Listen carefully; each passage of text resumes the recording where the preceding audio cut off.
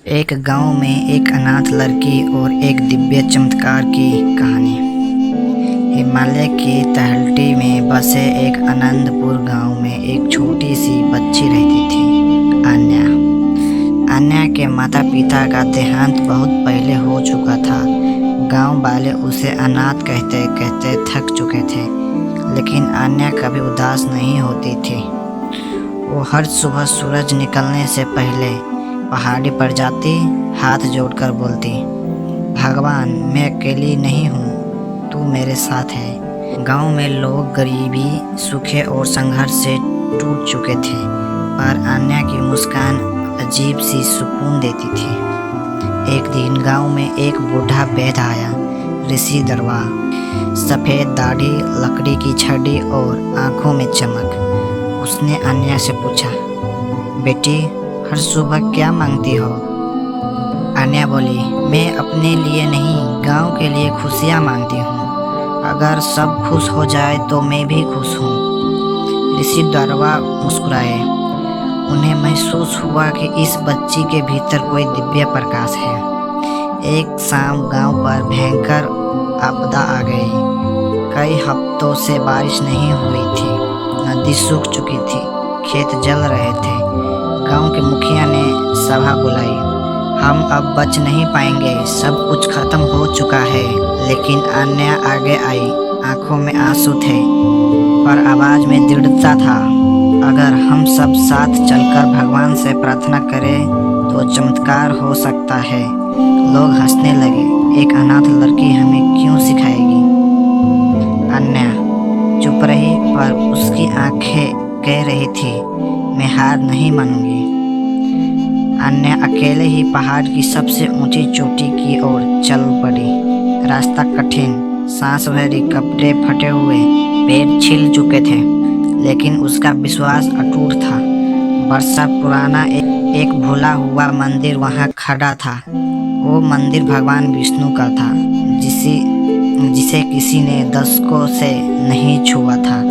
अन्या घुटनों में बल बैठ गई और फूट फूट कर रोई, हे प्रभु, मैं अकेली नहीं रो रही, पूरा गांव पीड़े में है। यदि मेरी जिंदगी काम आए तो कृपया करके हमारे गांव को बचा लो। पहाड़ पर अचानक हवा तेज हो गई। दीपक अपने आप जल उठा। मंदिर की घंटी बिना छुए बजने लगी। अन्या डर गई, पर भीतर से एक आवाज आई, बेटी, तेरे प्रेम ने आकाश को भी पिघला दिया है। अचानक आसमान में चमत्कार प्रकाश उतरने लगा। मंदिर का द्वार खुल गया। अन्या की आंखें फटी रह गई। एक दिव्य आभा प्रकट हुई, न नीला रंग का, न लाल, बस शुद्ध चमकीला प्रकाश। आवाज आई, तेरी भक्ति बिना स्वार्थ की है, तूने अपने लिए कुछ नहीं मांगा, तेरे प्रेम से धरती धन्य हो गई। अचानक जोरदार बिजली गिरी, पर वो अन्या पर नहीं, सूखी नदी की तरह पर गिरी, और देखते ही देखते सूखी नदी में पानी उभरने लगा। पहाड़ों से जलधाराएं फूट पड़ी। धरती ने फिर से सांस ली। अन्या मंदिर की सीढ़ियां पर बैठी मुस्कुरा रही थी, लेकिन उसका शरीर थक चुका था। तेज हवा चल रही थी, कपड़े फटफटा रहे थे। दिव्य प्रकाश धीरे धीरे उसके चारों ओर घूम रहा था। गांव वाले पहाड़ की ओर दौड़े। जब उन्होंने देखा, नदी भर रही थी, मंदिर के ऊपर प्रकाश फैला था और अन्या शांति से लेटी हुई थी।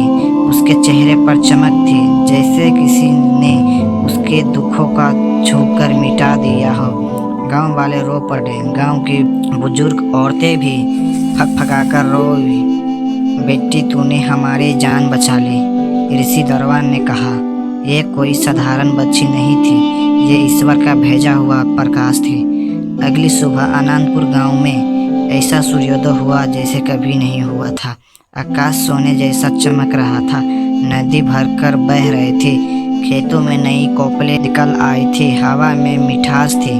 गांव वाले हर सुबह पहाड़ की चोटी पर जाकर अन्या की स्मृति में दीप जलाते। वो मंदिर अब अन्या देवी मंदिर कहलाने लगा, और जब भी कोई दुख में होता, लोग कहते, अगर दिल सच्चा हो तो छोटी सी अन्या भी चमत्कार कर सकती है।